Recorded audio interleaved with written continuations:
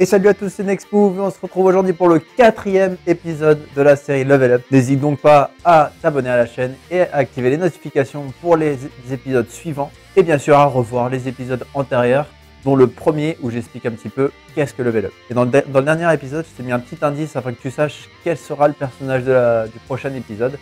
Et dans cet épisode, on va parler de Sacha, le héros de Pokémon. On va s'attarder un petit peu à l'histoire de Pokémon. Normalement, tout le monde connaît, mais pour ceux qui ne connaissent pas, Pokémon a vu le jour en 1996. J'avais 5 ans. J'ai grandi avec les Pokémon. Et donc en 1996, on voit le premier épisode de Pokémon qui apparaît aux écrans, le manga Pokémon, avec comme héros Sacha. Et dès le premier épisode de Pokémon, Sacha va choisir un Pokémon. Mais quand il arrive, tous les Pokémon ont été choisis. Et quel est le Pokémon fétiche qu'il a eu? Pikachu. Au long de son aventure, Sacha va devoir du coup attraper tous les Pokémon possibles, parce que la phrase mythique de Pokémon c'est attraper-les tous. Il va capturer différents Pokémon, les faire évoluer, gagner différents badges, battre différents champions, tout ça pour arriver à être le meilleur dresseur de Pokémon. C'est un peu notre objectif dès qu'on joue aux jeux vidéo Pokémon. Le premier du nom, Pokémon rouge, Pokémon bleu ou Pokémon vert, qui n'a jamais vu le jour en Europe, mais seulement au Japon. Ceux qui ne connaissent pas les Pokémon sont des créatures avec des capacités spéciales, électricité, feu, eau, psychique, etc.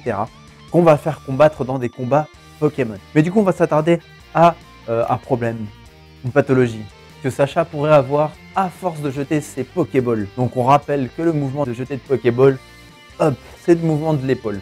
On va comparer le jet de la Pokéball de Sacha par rapport à un lancer de baseball ou alors un tir de handball, mais c'est plus au niveau du baseball.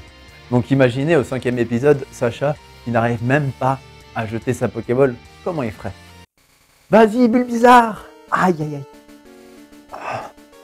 Ah, j'ai mal à l'épaule. Pierre, tu peux pas envoyer la Pokéball à ma place? C'est sérieux? Bon, donne. Allez, Roucoule, vas-y, à toi! Bref, si on voyait ça au 5e épisode, ça serait drôle, c'est vrai.